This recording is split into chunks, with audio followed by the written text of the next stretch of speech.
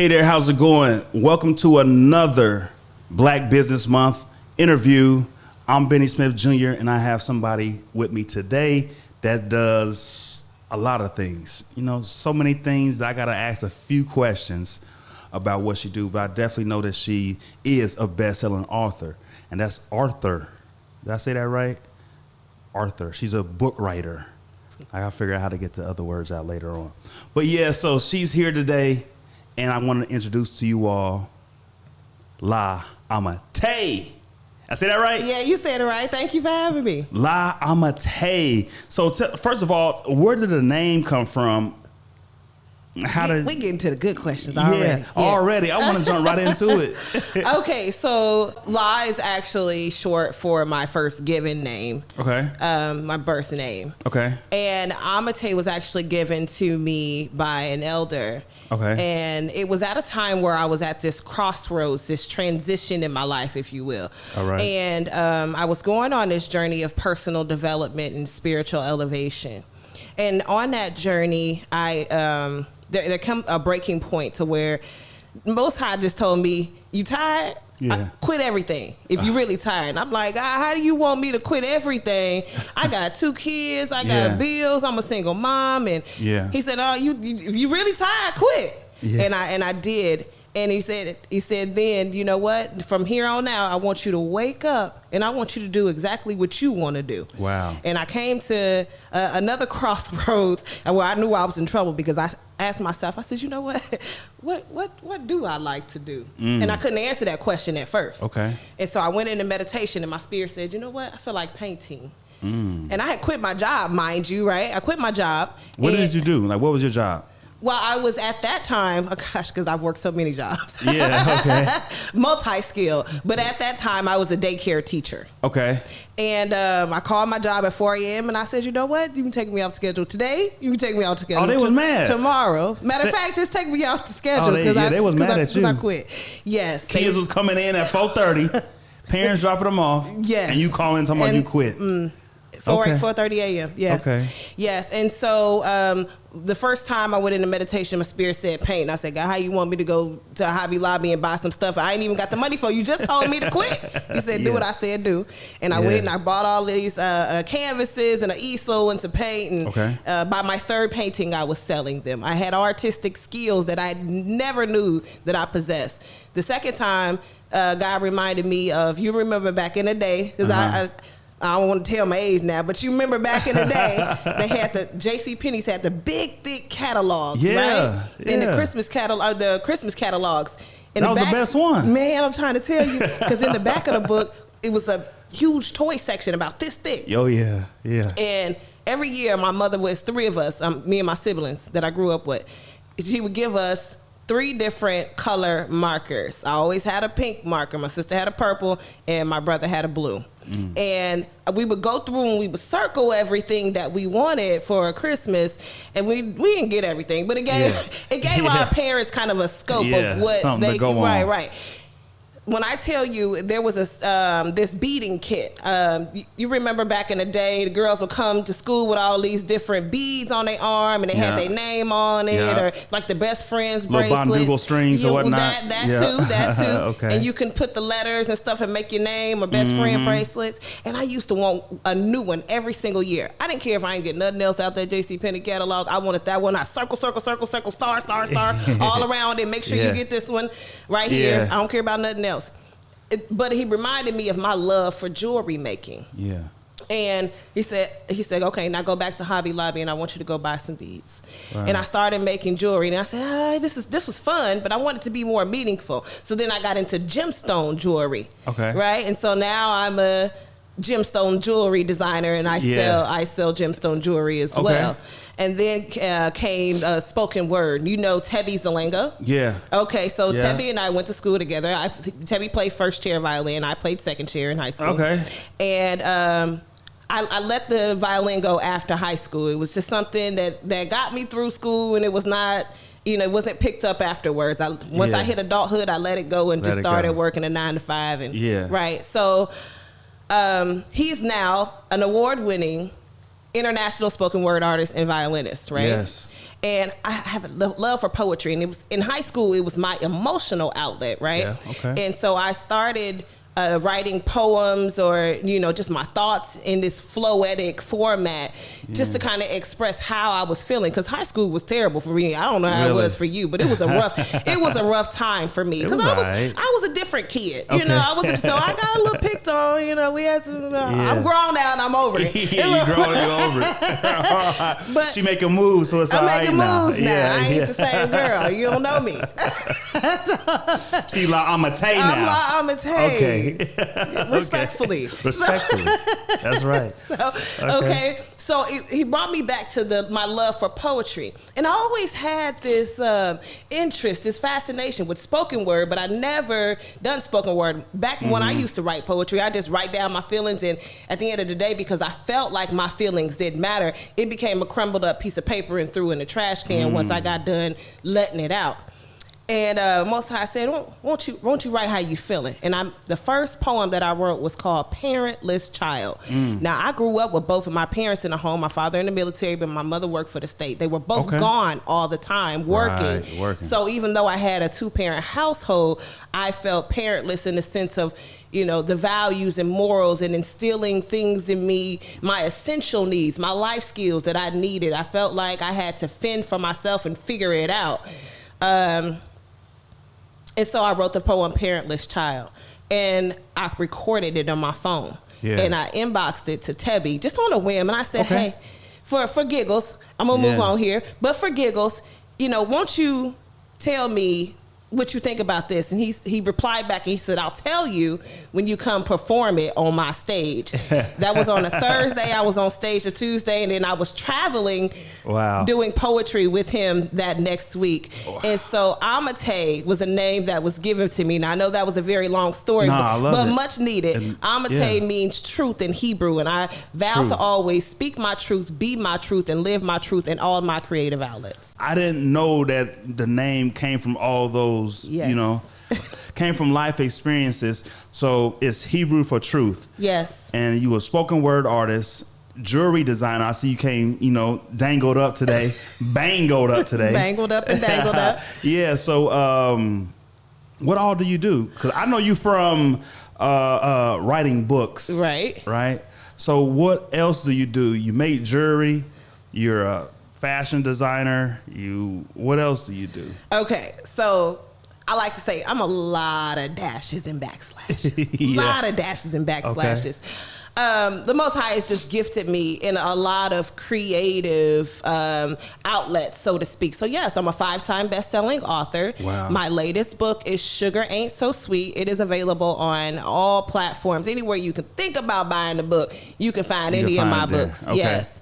And then I am a gemstone jewelry designer. Okay. Now, you remember the story I told you about how I got back into designing jewelry. Now, I used to be a scatterbrain and was like, you know what? I don't know what the Most High is wanting me to. Am I supposed to be this great jewelry designer? Am I supposed to be this great poet? Am I thinking that I was supposed to do that one thing? Yeah. And I didn't understand that the Most High was preparing me to integrate all these things together. So what I do now with my jewelry is every book that I drop, it has a jewelry line attached to it. Wow. Yeah. So I'm currently working on a jewelry line for Sugar Ain't So Sweet.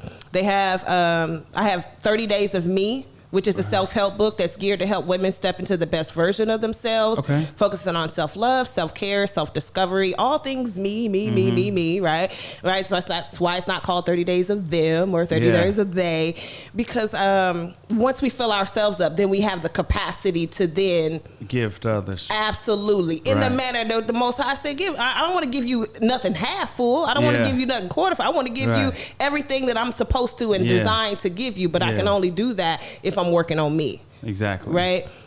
So yes, I'm a master numerologist. Okay. That's interesting for some folks. They're like, numerology, Oh yeah. So yes. Let's talk about that a little bit. How did you get into numerology? Oh wow. Okay. So another long story. I'll try to make it short, but it's very interesting and imperative to who I am, right? What I am and why I am, what I can be and what I'm becoming.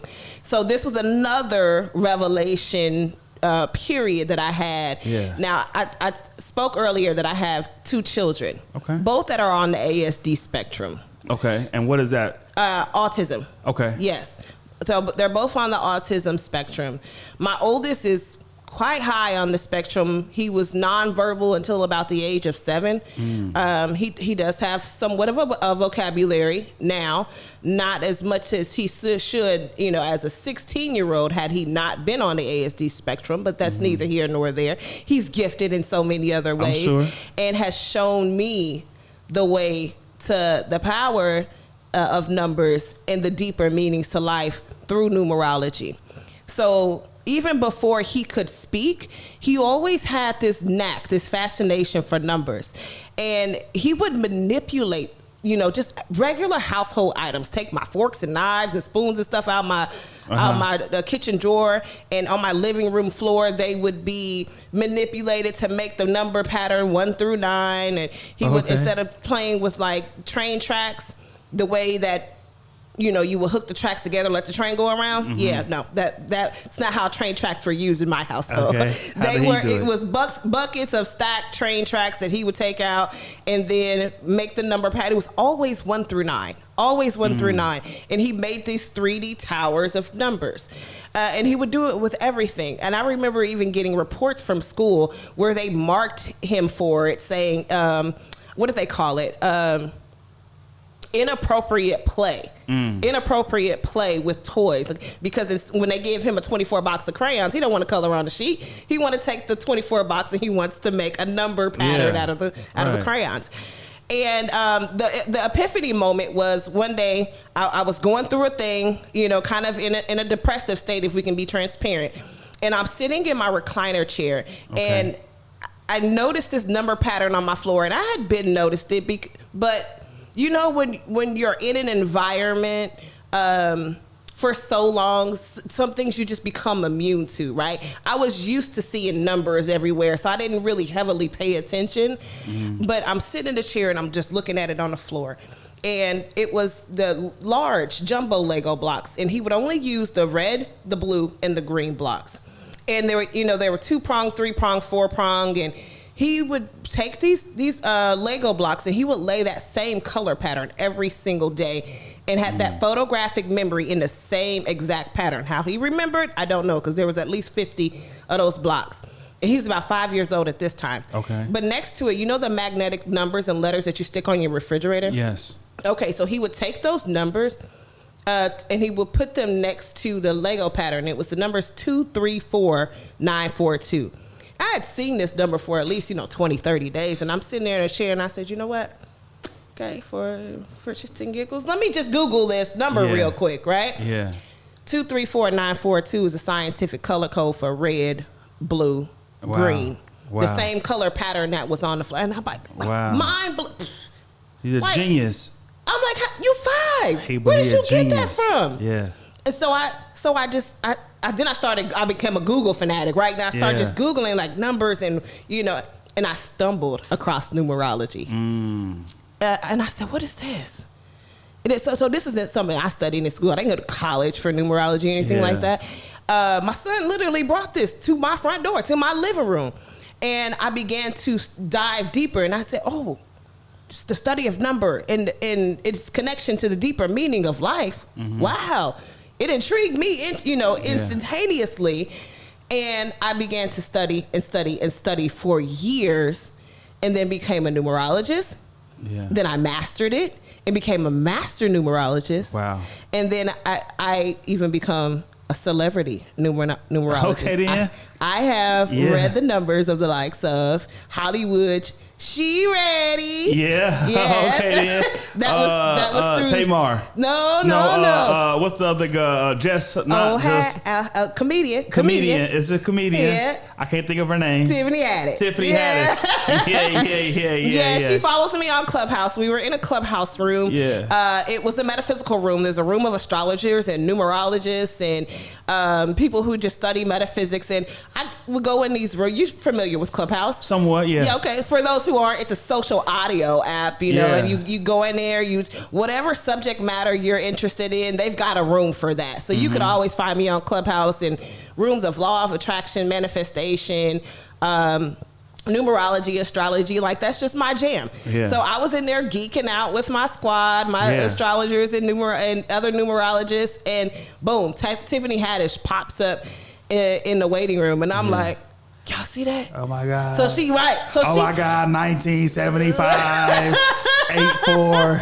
My God. So not only did she hop on stage or hop in the room, like she jumped up on stage and was like, but this was like in the brink of the pandemic, right? Yeah. Now everybody's like shut in. So we're all forced to like kumbaya online, right? So the celebrities, they can't get out and perform. They can't do this and they can't do that. So they kicking it online with the rest of us, you know, common folk. I lose that term lightly, but they're hanging out and kicking it like, you know, we gonna mingle with the people. We gonna mingle with our fans, with our crowd. And she came in and she kicked it with us, and she like, run my numbers. No, that's cool. So you was able to do numerology based on your son's experience and whatnot. Yes. You was always tapped in. I guess you call it the Most High. Yes. So you're listening to your spirit and getting into all those things. So tell me, what is the book about? You said Sugar Ain't Sweet and your 30 Days of Me. Yes. Right? Yes. Talk to me a little bit about what those books are about so people can go out there and, you know, check it out. Okay, so Sugar Ain't So Sweet is actually my first fiction piece. Oh, okay. You know, nonfiction is my thing. Anything self-help, personal development, that's my wheelhouse. If I can sneak in some numerology and crack some numbers in a book on y'all, you know, that's my thing. But I have a literary agent who says, you know what, I need you to expand your wings and I need you to write your fiction piece, you know, really dive into your imagination. So that's actually a book that I co-authored with her. Okay. So let me preface with this. I don't write these books by myself. It's a whole tribe of us. Okay. So there's 23 of us, and we are New York Times, USA Today, award-winning and best-selling authors, all black and brown. Oh, wow. And we are all across the world. We have one author that's in Holland, one that's in Jamaica, and then the others are here in the States. And we come together and we do these big events together. We write books together, anthologies and such. I said all that to say Sugar Ain't So Sweet is actually co-authored with USA Today bestselling author Nalena Kai, who's also an Essence magazine bestselling author. She's my literary agent and coach. And it's about a woman who's finally fed up with how her family is treating her. She's got the weight of the world on her. She's, you know, trying to balance her career, her home life. She's raised 7 children, and she's not getting any recognition from her husband. The mother-in-law moves in, and she's, you know, picking with her, so to speak, nitpicking, or you ain't doing this right, you ain't doing this like I would do it, and she's just done, and she leaves, and she wants a divorce. I can't do this anymore. I'm tired of this. I'm done. She goes to her mother and breaks down to her mother and says, "Mom, I'm done," and Mom hands her 30 Days of Me. So it's kind of, I connected. Okay, so you connected to I like how you did that. So they have to read both books. They have to read both books. I like how you did that. Absolutely. So from numerology, you're Arthur. Reason why I keep saying Arthur like that, because I have to really pronunciate that word. That's all right. Because it's one of those words that really get to me. Arthur, numerologist. What else you do? Gemstone You make the jewelry designer. You do so much. I'm a graphic designer. From just writing books. Yes. You're a graphic designer. You just do so much. The creativity of you just speaks for itself. Yes. I know we got to wrap it up right now, but just speak a little bit about how important is it for you to keep your creative energy open to trying new things? Ooh. That is so imperative. And I am such an open book with my creative outlets, and it's allowed me to explore the depths of what I was designed to do. Like I told you in the beginning, like I thought I was conflicted with like being an expert in one thing. I didn't know if God wanted me to be a numerologist, a gemstone jewelry designer, if he wanted me to be. I thought that I was supposed to focus and hone in on one thing, that I was only good at one thing. I was created to do one thing. And in the beginning of this interview, I said, I'm a lot of dashes and backslashes, right? Did. And I want everybody to embrace that part of them. You don't have to be subjected to that one thing. You can dive into as many lanes as your heart and your soul desires, and then find a way to integrate all of them for this masterpiece. You know, that you were created to give and gift to the world. Just like I created did the gemstone jewelry line, and now I have the jewelry line for the books. And so just allow yourself to be all the dashes, all the backslashes, all the plus, all the ands, you know, that. Yes, all of that. You are not created for just one thing. We are multi-purposeful, multi-dimensional beings. And we just got to give ourselves permission to be so and be open to create the reality that our heart and soul really desires. I love that. You definitely gave me some inspiration today. Tell everybody where they can find you at, where they can buy your book. Absolutely. So I made it simple for everybody. I am at La Ammitai everywhere. Spell that, please. Yes. La Ammitai. How do we do that? Absolutely. It's a lot of doubles here, y'all. So follow me. LA. Okay. AMMITAI.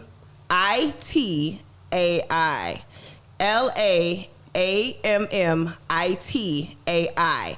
At La Ammitai. On Instagram, I'll make y'all work just a little bit more, because so you're going to put an underscore between La and Ammitai. But if you type in La Ammitai in the search bar on Instagram, I'm pretty sure I'll pop up. You can also find me at www.authorlaammitai.com. Yeah, so is there anything else you want to say before you get up out of here? I just want to encourage everybody to be you. Be you. It costs too much to be somebody else. Wow. You know, it costs too much to be somebody else, and it's identity theft. You know, we ain't trying to be out here catching no charges. Yeah, no scammers, please. Be you. Yeah, be you. Well, you said it.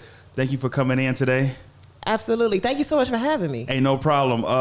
Black Business Month is all about getting the exposure.